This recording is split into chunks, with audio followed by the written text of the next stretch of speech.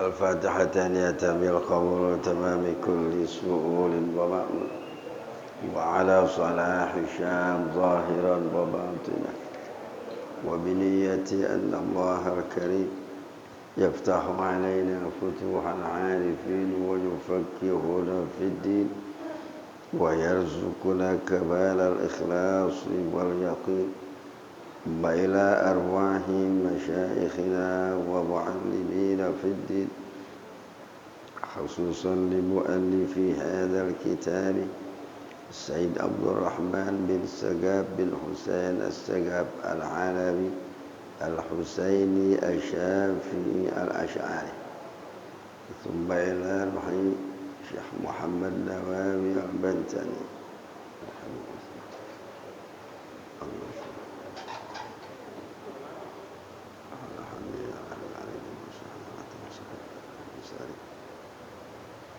ثم إلى روح مشايخنا ومربي روحنا خصوصا معالم شافع حذامي أبي استخاري بيا سيف الأمثل كي هجي عبد الله شافع والحسن مرطحة ثم إلى روحي آبائنا وأمهاتنا وأجدادنا وأجدادنا ومن يجاهد لدينك ومن يؤمر لدين الإسلام وإلى حضرة النبي الفاتحة أعوذ بالله من الشيطان الرجيم بسم الله الرحمن الرحيم الحمد لله رب العالمين الرحمن الرحيم مالك يوم الدين إياك نعبد وإياك نستعين اهدنا الصراط المستقيم صراط الذين أنعمت عليهم غير المغضوب عليهم ولا الضالين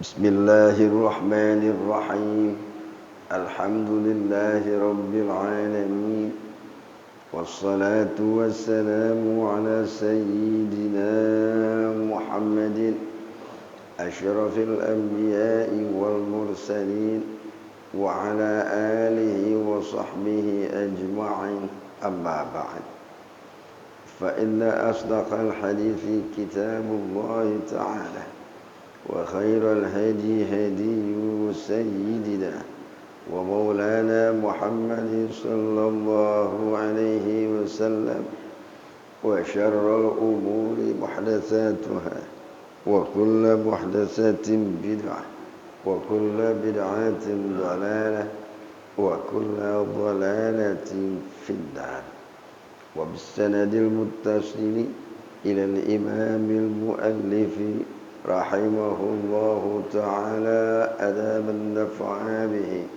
وببركة علومه في الدارين آمين قال رضي الله عنكم بسم الله الرحمن الرحيم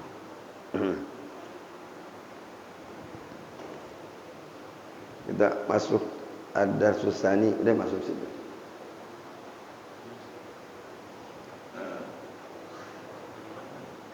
udah lewat sekarang al-hukm syar'i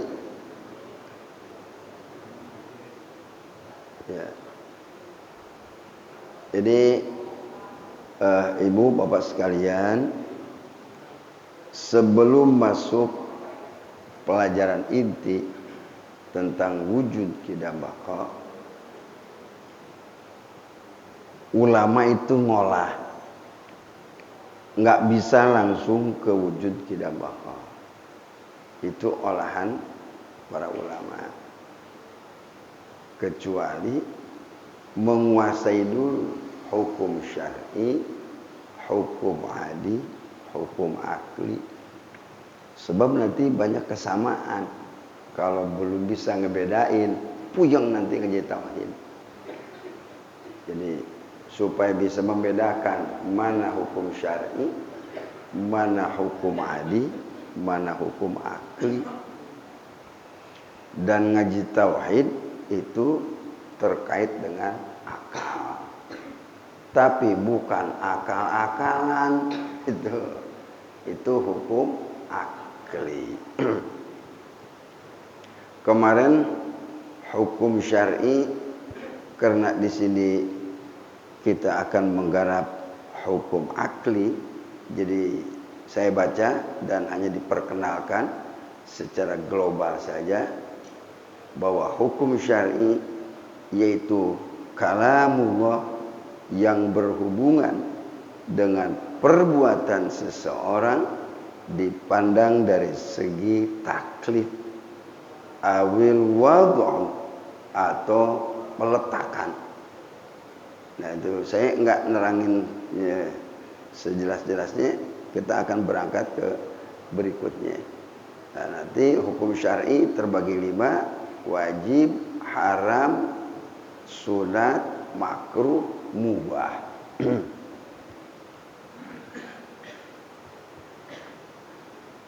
Kemarin kan nerangin masalah wajib. Perintah diiringi ancaman. Kalau nyuruh doang kagak ngancem, bukan wajib. Nyuruh pakai diancam, itu wajib. Perintahnya di Quran, aqimus shalah wa atuz zakah. Dirikan sholat, tunaikan zakat. Ini kalau nggak pakai ilmu mantik, nggak ketemu sholat itu wajib. Kalau nggak pakai olahan-olahan ulama, nggak ketemu. Sebab di Quran tidak ada kalimat yang menyatakan bahwa sholat wajib. Maksudnya kalimatnya ini, wa yajibullahu ala ibadihi as-shalawatul khamsa. Itu nggak ada di sini kalimat begitu. Yang ada cuman aqimus shalah wa atuz zakah. Dirikan sholat, tunaikan zakat. Nah ini kalau ama ilmu mantik ketahuan bahwa sholat itu wajib. Kalimatnya begini kalau ilmu mantik,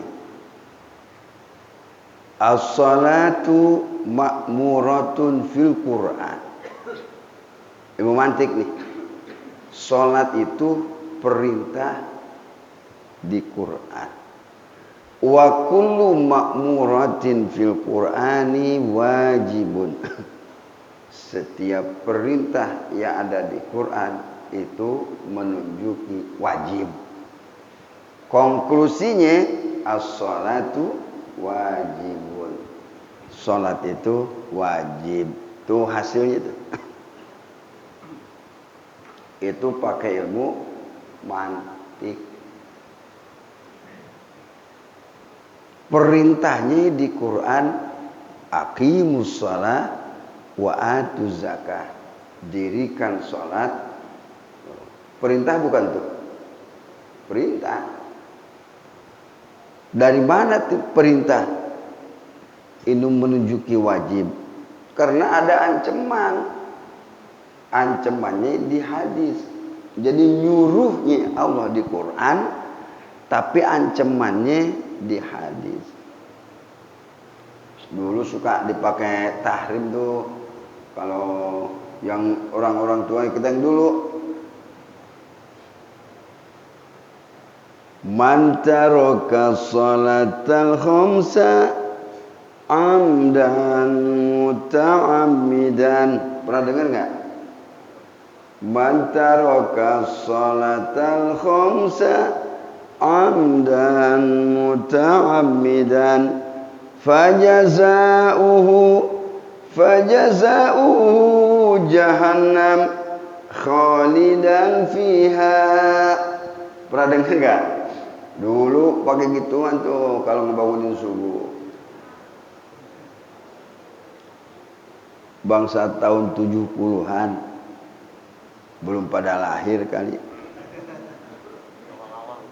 Man taroka sholatal khamsa. Barang siapa yang meninggalkan sholat 5 waktu. Ini hadis. Amdan disengaja ninggalinnya. Itu udah amdan muta'ammidan, sengaja disengajain. Fajazauhu jahannam khalidan fiha. Maka balasannya di neraka jahanam selama-lamanya. Itu namanya ancaman. Jadi perintahnya di Quran, ancamannya di hadis. Makanya agama, Quran, hadis kalau tidak dipahamin ame ulama jeblok. Jangan sok-sokan. Kalau hadis, Quran nggak dipahamin ame ulama. Saya juga bisa ngomong begini lantaran ngaji. Ame guru-guru bukan baca doangan. Baca itu hanya sekedar referensi. Tapi untuk menetapkan sikoh sampai meyakinkan, itu runtutan omongannya ya kayak ngomong begini nih, tanggung jawab bukan cuma sekedar ngomong doangan. Jadi perintah diiringi ancaman namanya wajib. Cuman perintahnya di Quran, ancamannya di hadis, hadisnya sahih. Itu namanya wajib. Jadi nanti kalau ada yang ngomong, mana dalilnya sholat wajib di Quran? Nggak ada. Bener itu. Saudara kalau pengen tahu sholat itu wajib, mesti diolah dulu. Diolah pakai ilmu mantik, diolah pakai hadis. Jadi perintah diiringi ancaman namanya wajib.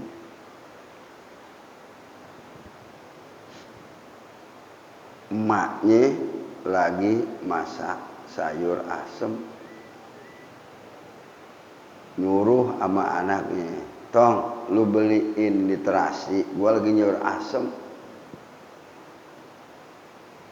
Lu kalau lama nanti nih nggak gua kasih makan loh, bomelin loh.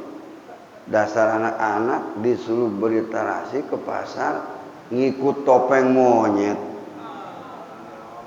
balik-balik asar, nggak ngerti ancaman. Itu kalau diancam begitu, wajib itu beli terasi kudu cepet-cepet. Tapi lantaran nggak ngerti ancaman, malah ikut topeng monyet, muter aja udah.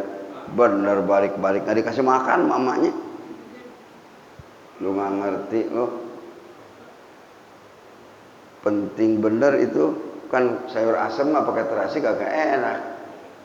Tapi berhubung nggak ngerti ancaman, kalau pakai ancaman perintah berarti wajib. Itu contoh yang mudah, gitu ya. Nah itu kesimpulannya wajib. Haram itu haram artinya luput secara bahasa. Luput, kosong, kagak dapat pahala, yang dapat dosa, itu haram. Yang sudah ditetapkan haramnya oleh Allah di Quran itu qat'iyun fil Quran. Udah nggak usah dikotak-atik dah udah. Innamal khamru wal maisiru wal ansabu wal azlamu rijzum min amali syaitan fajtanibuhu. Hanya saja khamr, innamal khamru wal maisir wal azlam, yang suka diundi itu rijzum bin amali syaitan. Kalau Allah sudah menyatakan fajtanibu, hindari oleh kalian. Khamr itu hukumnya haram. Udah, kalau udah ngombilangin haram, babi itu haram. Kalau udah dibilangin haram, jangan ngutak-atik. Ini udah dibilangin haram, ngeyel aja udah. Ngeyel aja. Kalau nggak pakai duit gimana tuh gapleh? Kalau nggak pakai duit tuh Remi gimana? Ngeyel begitu.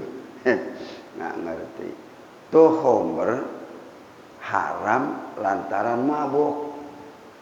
Ini orang pinter nih, pinter kebelinger. Kalau nggak mabuk berarti nggak haram. Dicobain sesendok. Bener dia kagak mabuk. Kalau udah dibilangin sama Allah haram babi, nggak usah dulu. Apa sih itu babi diharaminnya? Pengen nyobain coba. Dicobain juga sama dia. Kalau barang haram Pak, jangan ngutak-ngatik. Tinggalin aja udah. Nggak usah kudu. Kali itu nyobain jilat doang gitu tuh arak. Apa angker bir, apa lagi tuh? Arak, angker bir, whisky, topi miring, ada TKW, Manson. Saya tahu juga urusan ginian, tapi saya nggak pernah nyobain. Juga lebih dari itu barang mabok semua. Ada nih anak-anak ngaji di mana tahu pinter bener. Ustadz apa kalah? Kata dia, Ustadz, Allah nyebutnya khamr. Khamr kan arak. Yang namanya arak perasan anggur. Tapi kalau brandy, whisky, TKW, topi miring, Manson itu bukan perasan anggur. Malah angker bir, cap aki-aki botak.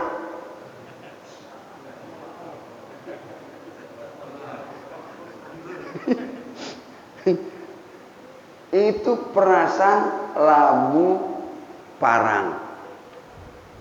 Labu siam kan enak itu, yang kecil. Labu parang, tahu labu parang nggak? Kalau di Bogor namanya waluh. Kan itu ada labu air, ada labu parang, ada labu siem. Tuh TKW, apa namanya? Yang cap atau aki-aki botak namanya apa itu? Angker bir. Atau itu mah kan dibolak-balik juga tetap aja angker mulu. Angker bir, bir angker. Sama aja angker-angker juga.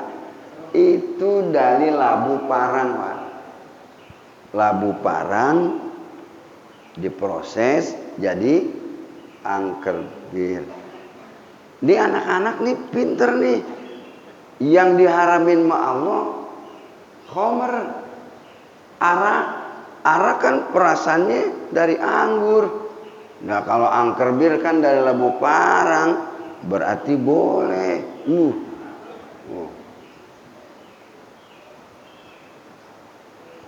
Masuk lagi ke ilmu yang lain. Kullu muskirin haramun. Pakai mantik lagi. Segala yang membuat mabok hukumnya haram. Mau sedikitnya biar kagak mabok. Yang membuat mabok aja hukumnya haram. Ini mau nggak mau mesti digali ini. Tadinya saya mau numpang lewat aja nih, nggak usah ada kemari-mari nih. Kayaknya nggak bisa juga. Itu haram. Jadi kalau Allah udah bilang haram, nggak usah dikutak-katik, pengen nyobain. Gitu, ya. Karena ini akan merubah sistem yang sudah rapi Allah tata.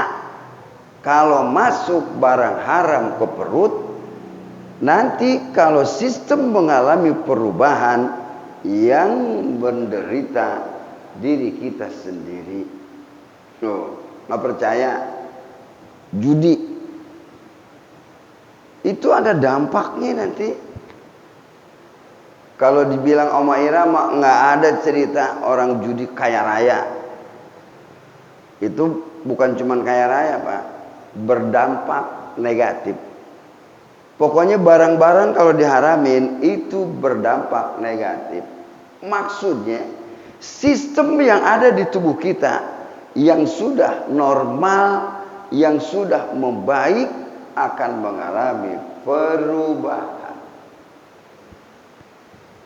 Ini kalau ngaji, Pak, jangan ingat orang lain. Ya, kalau ngaji arahkan kepada diri kita. Mana sistem? Jantung bakal kena, hati bakal kena, empedu bakal kena. Ada ke darah tinggi, ada kena gula. Yang kagak enak stroke. Nih mohon maaf ini. Itu sistem akan mengalami perubahan kalau kita konsumsi barang haram. Mau korupsi, mau gimana, kita terserah. Pokoknya ke situ larinya. Alhamdulillah kita, Pak, dikasih ame Allah di usia senja bisa menjalankan perintah Allah. Begitu sayangnya Allah ya sama kita. Kita dirubah oleh Allah dari lembah hitam ke lembah tua. Alhamdulillah, Masya Allah. Kalau kagak diingetin sama Allah, bablas sudah. Ini semuanya keterlibatan Allah di sini. Allah Maha Pemurah, Allah Maha Penyayang. Kalau tidak dibiarkan kita ada di lembah hitam, habis sampai mati udah. Su'ul khotimah. Begitu murahnya Allah. Keterlibatan Allah dalam perubahan diri kita tidak baik menjadi baik, luar biasa. Baik, jangan ngaku-ngaku kita bisa merubah diri tanpa keterlibatan Allah. Anda tidak akan bisa merubah diri. Allah murah nggak? Allah sayang nggak? Puji Tuhan. Tuh, kalau kata orang Kristen tuh puji Tuhan.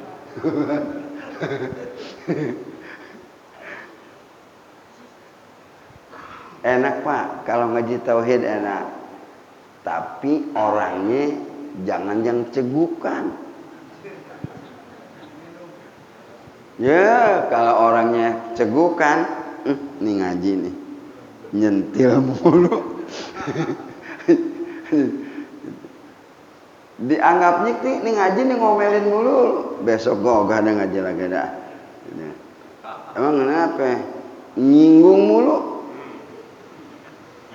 Padahal bukan nyinggung, memang nyindir.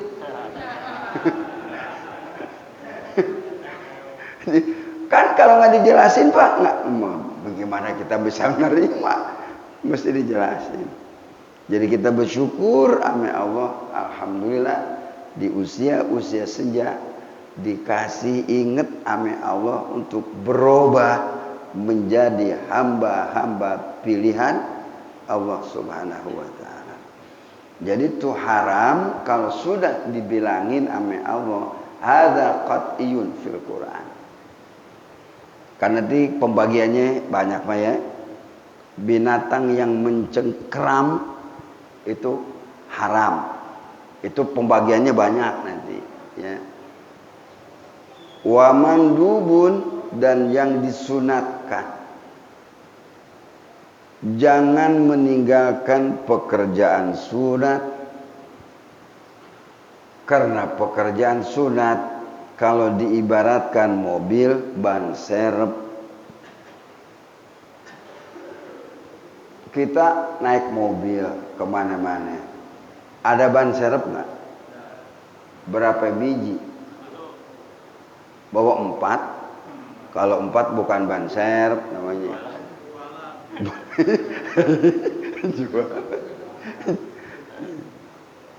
Enak Pak, kalau ngaji ada gurunya. Bukan saudara ngaji sama saya ngaji ada gurunya, nggak habis-habis omongannya. Kalau ngaji gini, kalau ceramah nggak bakalan berubah. Suruh ceramah lagi, kayak kaset kusut, balik lagi itu lagi aja yang dibahas itu lagi aja. Kalau ngaji naik terus Pak, bedanya di situ. Kalau taklim tiap pertemuan pasti bedanya bukan berlawanan, nambah lagi, nambah yang dibahas juga terus bergeser. Salat wajib kekurangannya nanti yang nambelin salat sunat. Urusan salat jangan terlalu banyak diprotes.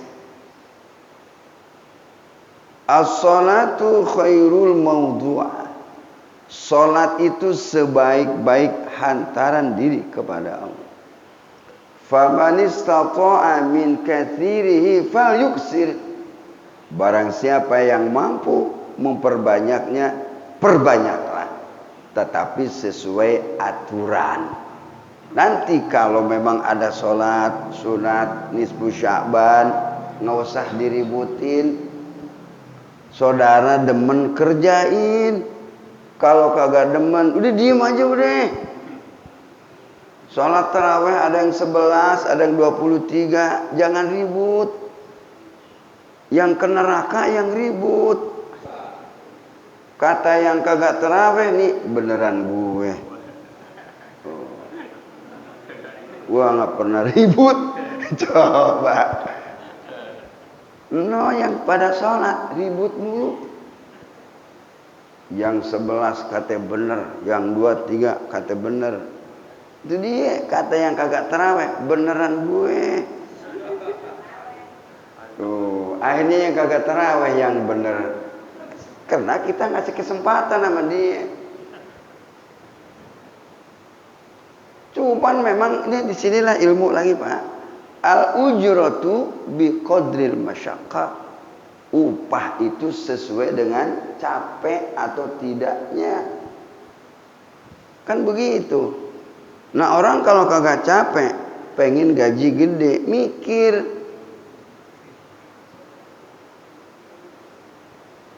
Capek kerjanya. Ya gajinya juga ya gede. 11 sama 23, capean mana? Memang suka ngitung. Capean 23. Jadi upahnya juga kalau ikhlas. Coba imamnya lelet.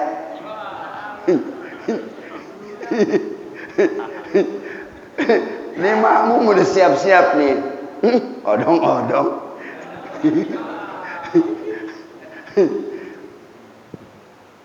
Mana ada batuk mulu lagi. Aduh. Kalau kagak ikhlas repot. Udah ikhlasin aja yang bagaimana juga.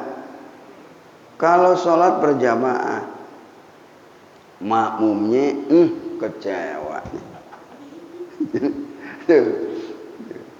Cuman kan kagak bunyi di mulut, adanya di hati. Tuh. Itu pegel Pak, sholat begitu. Sholat sambil kesel, lama nggak? Lama. Itu. Yang lama bukan 2-3, yang lama keselnya. Ya kan mesti dilurusin. Ya. Sholat nggak ada pahalanya, capek bener. Habis pakai kesel. Keselnya sama imamnya. Gitu. Padahal dia juga kagak bisa sebenarnya. Suruh Fatihah, Fatihah. Ya, bener. Nyelak dulu. Udah, Pak. Biar pada lurus ya.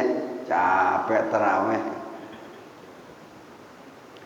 Jadi pekerjaan yang disunatkan, contohnya sholat sunat, itu nanti tugasnya sebagai ban serep.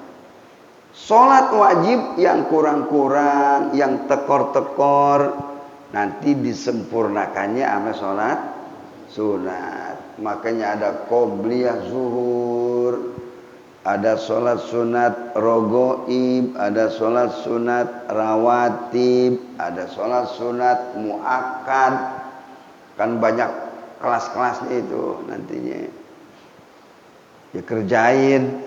Nggak bisa 4, qobliyah zuhur 2. Nggak bisa 2, bangetan.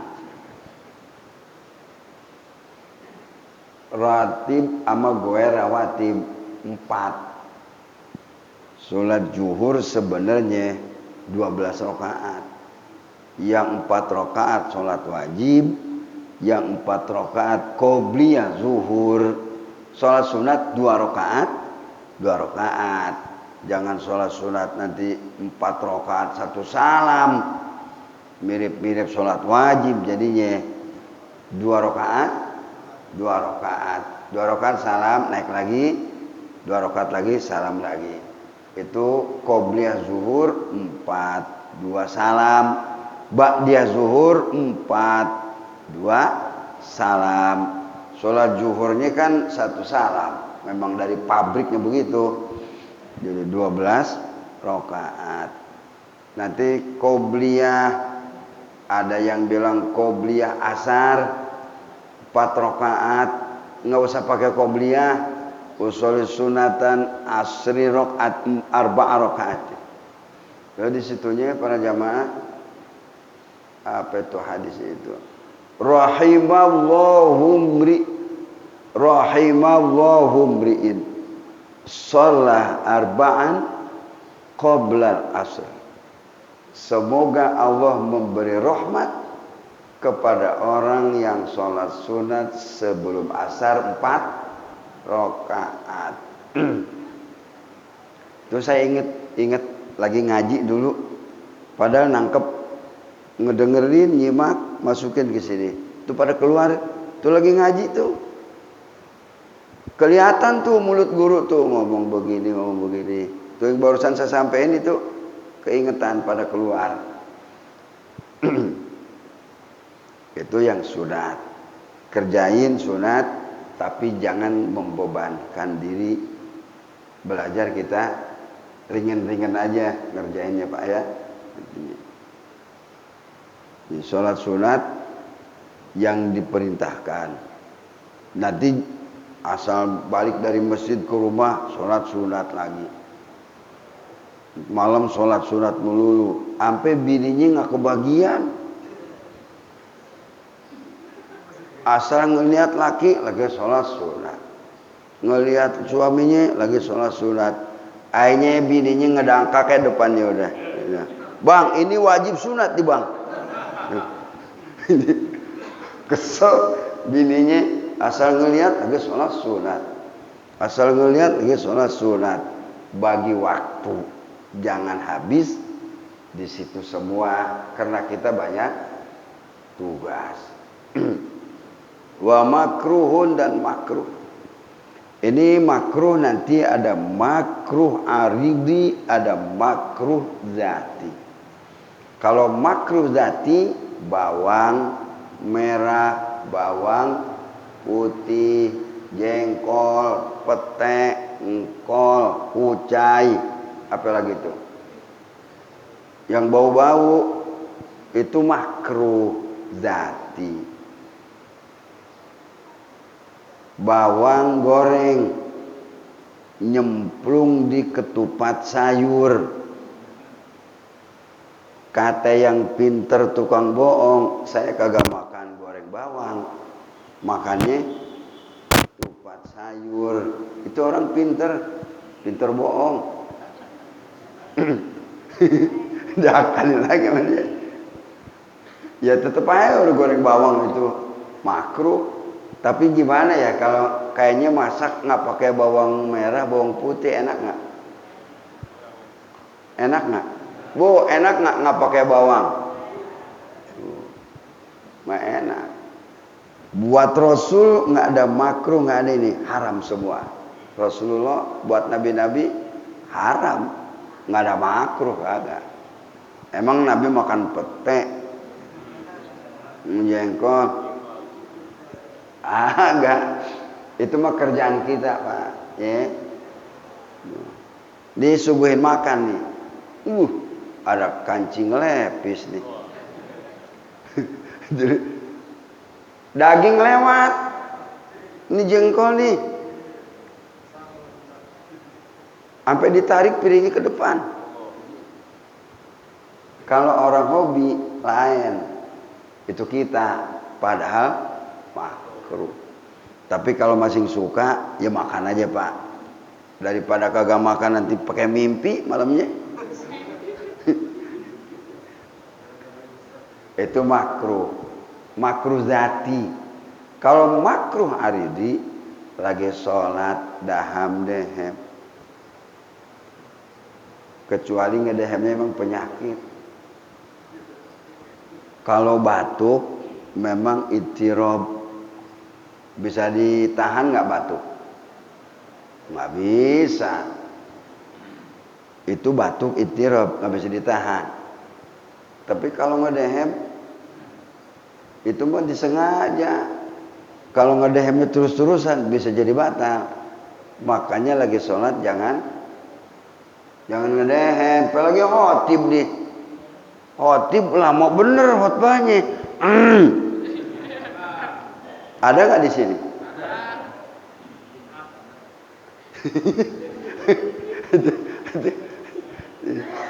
Khotib didehemin, paham juga. Langsung barokallahu li wa lakum. Ada lagi bisa-bisanya ngaji di mana tahu itu. Khotib kelamaan pakai dehem. Nah, ngaji di mana? Nggak boleh, Pak. Nggak boleh. Itu tahu tuh warisan dari mana teh? Pakai didehemin. Lagi khotib yang didehemin, ngerti lagi. Kelamaan gue nih. Itu makruh. Kalau pakai ngedehemin begitu, jatuhnya bisa jadi batal sholat nanti. Karena itu disengaja. Nah ini ngegaruk-garuk makruh. Palanya nggak bisa diem. Apa pegal? Apa kenapa?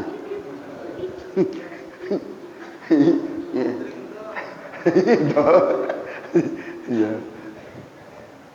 Dulu ada ceritaan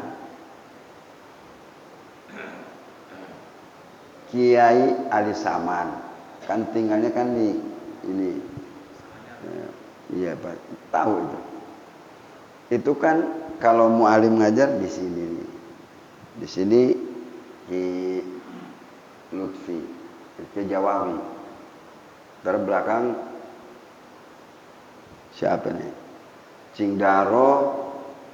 Kalau di Pondok Pinang itu tim spesial gitu. Kalau ada apa-apa ini dia nih. Suka ada yang gegabah juga.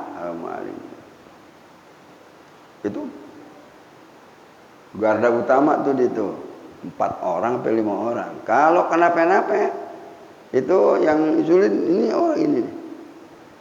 Ki Jawawi, Kiai Idris Saikid, itu kan masih utuh. Saya baru itu umur barsing 22 tahun sampai 23 keliling ngaji. Nah itu ketemu orang-orang itu orang Cidodol tinggi gede, namanya Haji Nung. Itu masih komplit itu. Tuh garda utama itu. Kalau diapa-apain tuh mualim, ada yang kurang ajar di itu.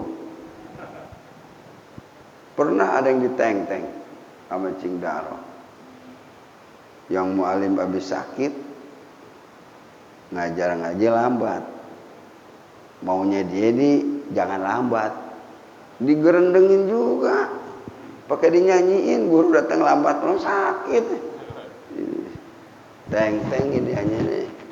Besok lo ngatur lagi gua lemparin.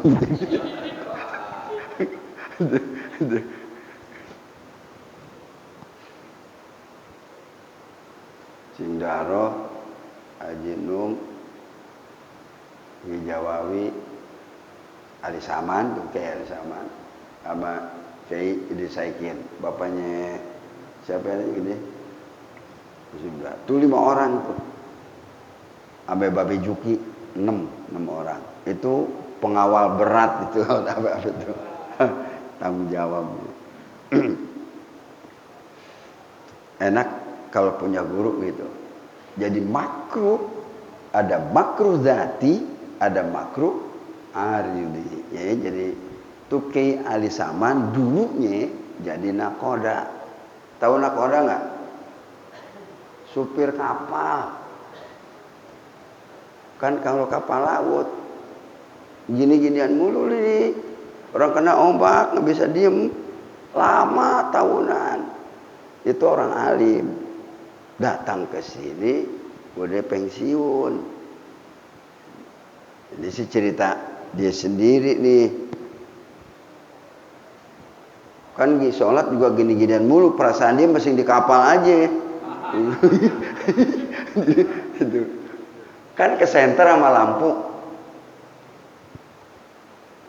Itu bayangan gua bangga. Padahal badan dia sebenarnya habis sholat diomelin anaknya.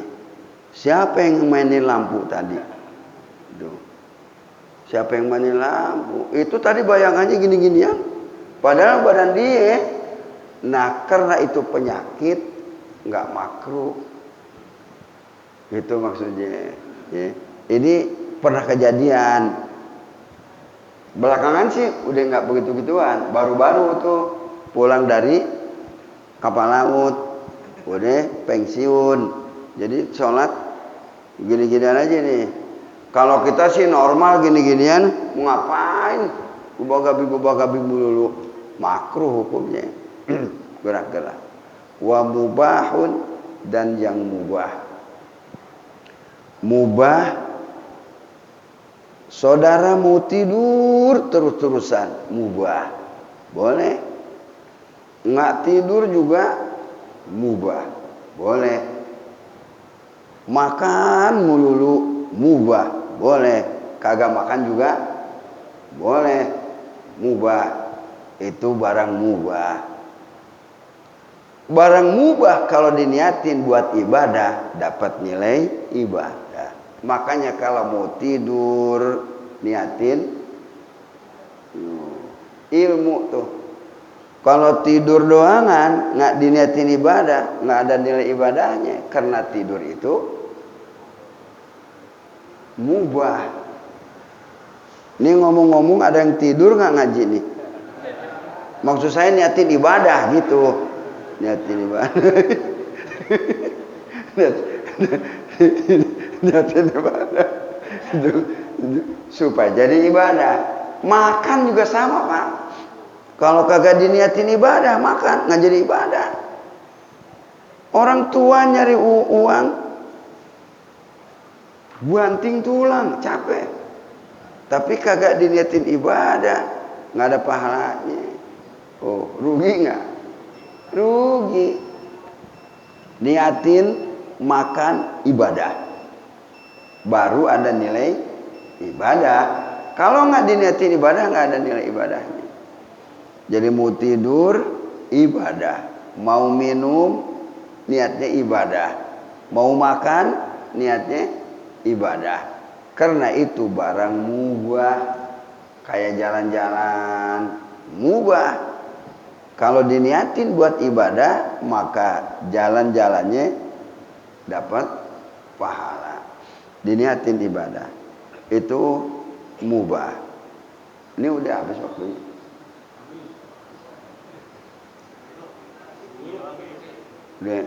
Nanti Pak terusin lagi tahun entar, tahun besok, nanti bulan Ramadan lagi ya. Nantinya. Dan diterusin juga udah habis waktunya. Gimana? Ini kesininya ini tambah penting kesininya. Tambah penting. Ya ntar bulan Syawal ya kita terusin ya. Apa yang mau digarap dulu hukum adi? Satu. Nanti hukum akli lebih panjang soalnya. Masuk satu dulu ya. Al-hukmul adi. Hukum adat. Adat itu kebiasaan.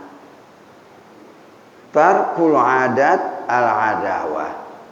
Meninggalkan kebiasaan bisa jadi permusuhan. Kalau adat Sunda ngebesan itu kudu bawa kambing, bawa bebek dulu, pakai dongdang dulu. Jakarta apaan dulu ya? Kalau di Jakarta yang kayu itu digotong-gotong kayak ditandu, isinya kue melulu. Itu kebiasaan begitu, jangan ditinggal. Tarkul adat al adawah.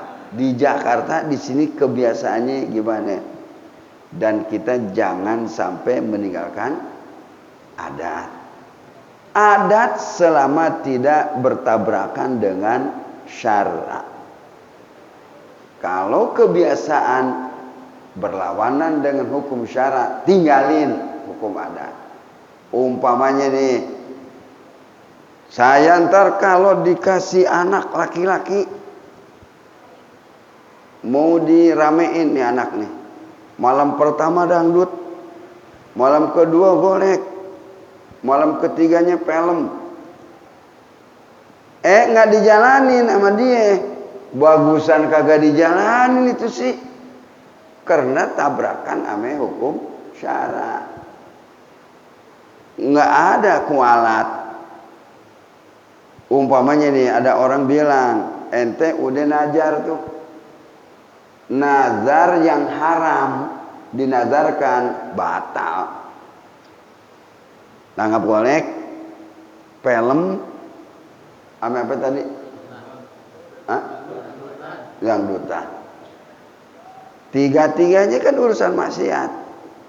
Kalau dikasih anak laki, saya nazar mau dangdutan, film, golek. Kalau nggak jaipongan, koplo.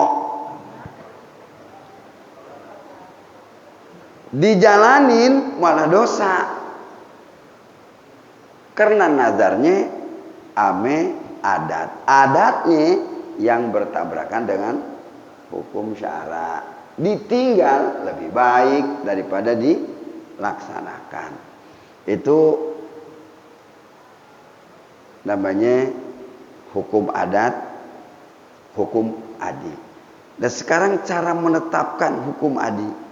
Al-hukmul adi huwa isbatu amrin li amrin aw nafyuhu anhu biwasitati takrori.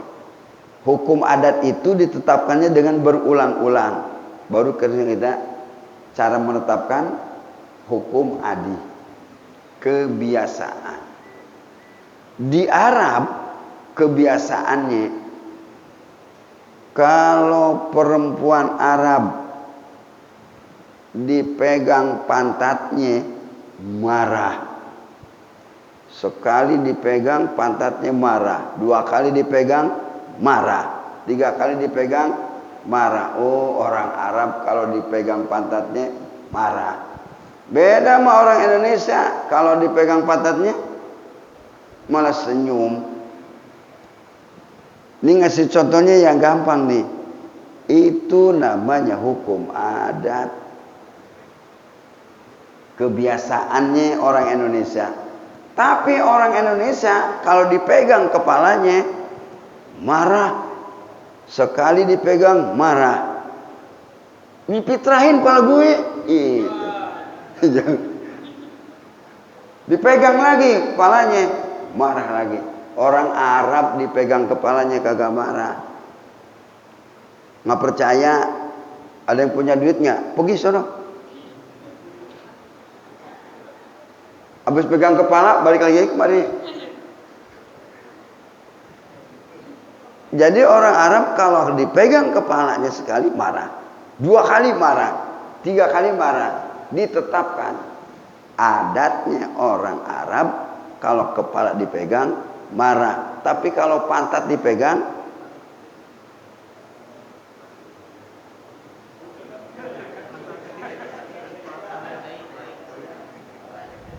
yang terbalik siapa ini?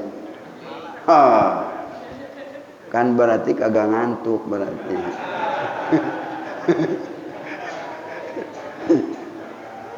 Kalau guru pantangan kalah.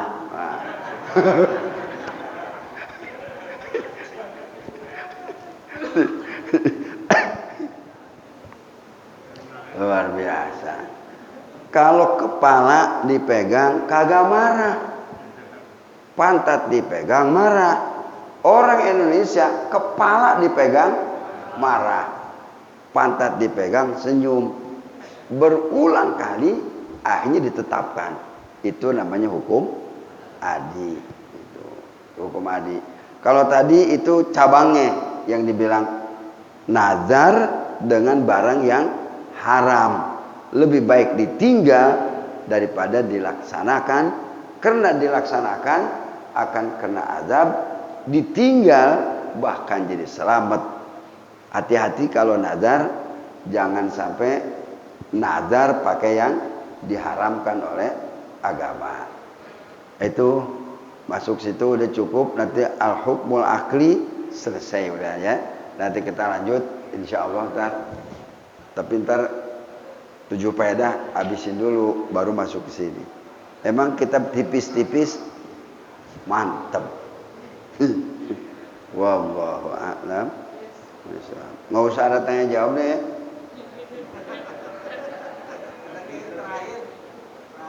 Ya terserah deh. Kalau anda sih ngikut aja udah.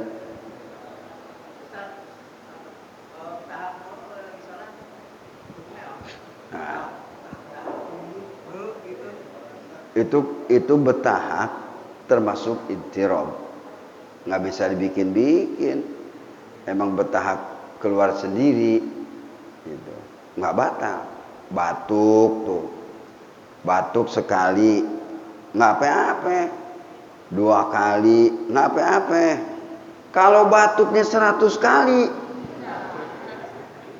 ini imam batuk mulu nih 100 kali, kapan Fatihahnya? Batuk mulu bisa batal itu. Sekalipun ittirab. Kalau sekali, 2 kali nggak jadi masalah. Nah bertahap juga sama, nggak jadi masalah Pak. Sebab itu ittirab namanya, bukan ikhtiari. Kalau diikhtiarkan lain, ya nggak jadi batal nggak. Kalau kagak makruh masih ada.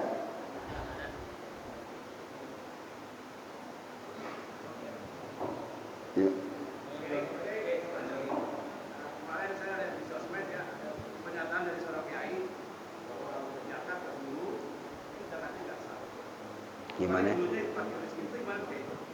Gimana pertanyaannya? Ada pernyataan di sosmed, Kiai menyatakan bahwa kalau kita zakat ke guru, Ustaz, itu zakatnya nggak sah, kecuali gurunya atau ustaznya fakir miskin. Itu gimana Pak?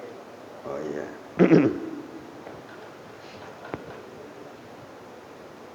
Ini kejadian. Habis ngaji, saya dulu ngomong sama Mu'alim. Mu'alim, ntar saya mau fitrah. Iya, ntar habis ngaji ya. Beres ngaji nih. Ada dipanggil, kan ada kantor di atas tuh. Ki, ketemu zakat. Iya Mu'alim, berasnya mana? Ya, nggak bawa beras Mu'alim, bawa duit. Kalau bawa duit 5 kali lipat. Kalau beras 3,5 liter. Itu beli aja dulu berasnya. Ya, ada yang nggak jadian itu. Di situ tahu kalau memang sah, berarti mu'alif nolak. Kalau kagak sah. Dan saya juga sebenarnya apa ya, sul adab sebenarnya sama guru kalau kita zakat fitrah sama guru sul adab. Tapi saya nggak ke situ larinya gitu. nyari berkahnya aja biar rezeki kemakan sama guru gitu maksudnya. Kalau memang kagak sah itu ditolak mentah-mentah. Tapi saya nggak ditolak, malah diajak naik ke kantor ke atas. Nah di situ saya dapat ilmu bahwa zakat fitrah biquti baladi dengan makanan pokok. Tuh bawa beras dari rumah kalau mau zakat fitrah yang dimakan 15.000 maka zakat fitrah 16.000. Jangan yang dimakan 15.000 buat zakat fitrah raskin. Itu bisa kagak sah. Kenapa? Nintar nih si fakir miskin begitu raskin, tahu nggak raskin? Bau karung. Bau karung berarti juga. Udah gitu kalau dicomot atu-atu puluk itu tuh. Ini beras apa nasi? Begitu dimakan udah susah makan raskin. Begitu ditelan kan sesetu nyelok di sini nih. Kata nih anak nih mah nasib jadi orang miskin. Yang zakat aja beras bau karung. Sampai di sini nih magel di sini Pak. Itu anak magel di sini bunyi. Sakit tenggorokannya. Zakat yang lebih bagus Pak. Ya Abdul, kalau makan yang harga 15.000, zakat fitrah 16.000. Ini untuk pribadi di luar panitia zakat fitrah. Zakat fitrah panitia lain lagi nih. Kita ngomong panitia pribadi kita masing-masing. Kalau mau zakat fitrah pakai beras yang lebih mahal. Dan kalau mau zakat fitrah itu kalau Imam Syafi'i biquti baladihi makanan pokok laisa bithamanihi bukan pakai harga. Ujuk-ujuk dari rumah bawa duit. Ketua masjid menetapkan Masjid Sya'ban 3,5 liter 50.000 umpamanya dari rumah bawa duit diterima sama panitia zakat fitrah duitnya. Kalau mualim kan bilang itu nanti beli beras dulu sama panitia 3,5 liter gitu. Tapi jangan di dalam masjid, haram hukumnya jual beli di dalam masjid. Di luar itu nggak haram. Beli dulu nih berasnya 3,5 liter seharga 50.000 umpamanya. Habis beli duitnya lain baru ini beras nih kan udah beli tuh panitia saya mau zakat fitrah nih pakai beras. Kalau pakai duit 5 kali lipat tuh kata yang mualim itu dia saya yang lagi fitrah itu saya juga nggak tahu tuh kitabnya apaan cuman mualim bilang begitu 5 kali lipat berarti kalau 5 kali lipat 5 kali 50.000 berapa ya? 250.000 ganti madhab bukan madhab Syafi'i jadi ini Abu Hanifah itu kalau pakai bisa manihi pakai duit.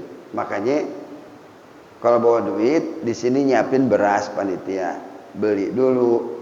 Aneh dapat gituan udah lama itu kejadiannya pas zakat fitrah itu para jamaah memang. Ya saya bersyukur, alhamdulillah. Saya juga nggak tahu bakal kemari-mari ini, dan juga tidak berharap saya untuk ngajar ngaji. Saya nyari ilmu tuh buat saya sendiri aja, supaya saya ibadah nggak ragu-ragu. Jadi saklek pasti itu ibadah. Tapi ketika diminta orang untuk ya karena terpaksa disuruh ngajar ya ngajar aja deh udah. Dan itu yang diomongin semuanya itu ada sanadnya.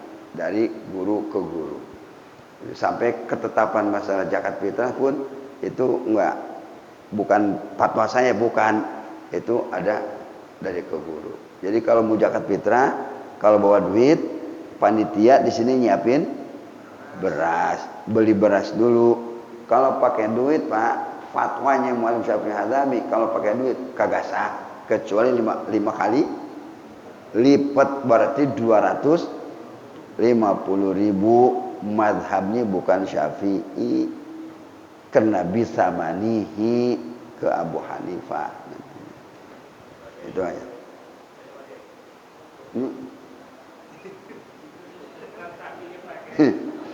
Ada ngumpet-ngumpet sih. Ya. Transaksi jual belinya kita menyiapkan beras di dalam masjid keluarga. Tapi transaksinya di dalam masjid, pembayarannya gimana Pak? Jangan, haram. Di luar tuh kan luar tuh ada tuh. Ya, kalau ngeliterin segala macam di dalam apa-apa. Gitu. Tapi kalau transaksinya di luar. Di luar. Berasnya sama, transaksinya jual baru bawa ke dalam masjid kan? Ya sesudah transaksi. Zakatnya yang baru didapat. Nanti urusan zakat fitrah juga di luar aja. Jangan di dalam. Jangan di dalam. Ya. Itu buat naruh doang, ijab kabul nanti di luar juga, jangan di dalam masjid. Itu urusan dunia soalnya. Man takallama bi kalamid dunya, man takallama fil masjidi bi kalamid dunya, ahbatahu Allahu taala 40 sanatan, atau kama qala Nabi sallallahu alaihi wasallam, rawahu Muslim.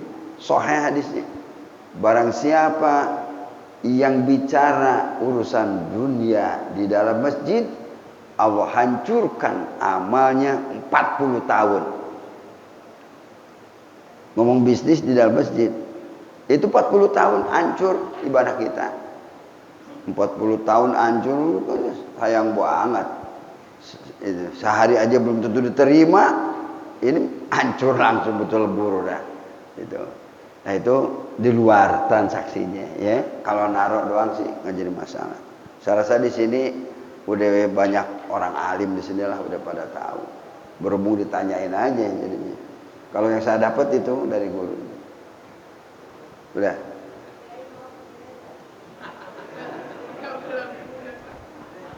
Dan dulu Bu, Ibu kan pelan suaranya.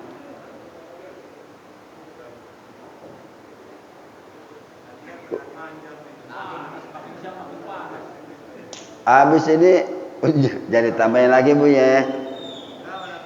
Nih. Ini pakai ini kan, misalnya ibu-ibu ya, ada teman nawarin, misalnya beli jual barang atau makanan.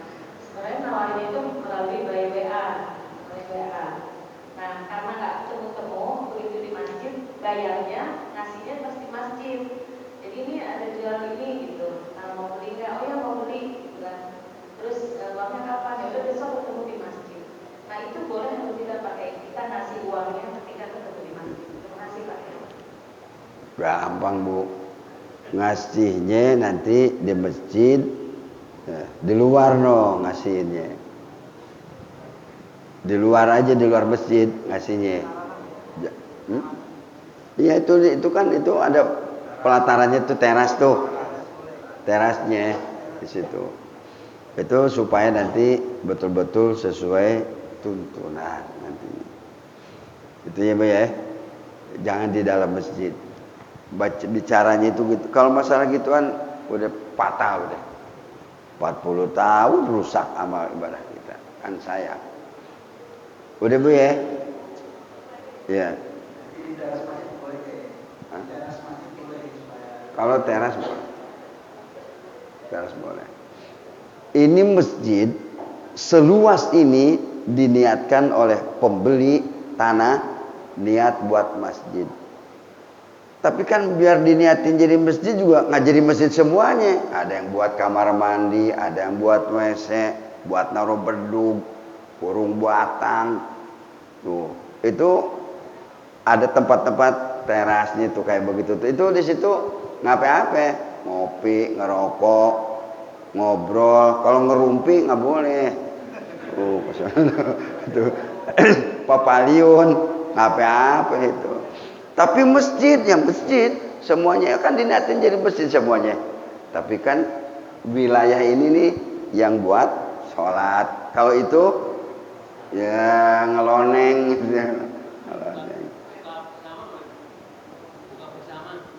Ya buat buka bersama. Ya sekarang di dalam buka bersama. Tergantung kesepakatan DKM. Sebab yang paling capek merbot. Kalau merbot bilang enggak boleh. Gue yang ngepel, gue yang nyapu, gulung karpet, pinggang sakit deh. Tapi kalau ada kesepakatan nggak jadi masalah.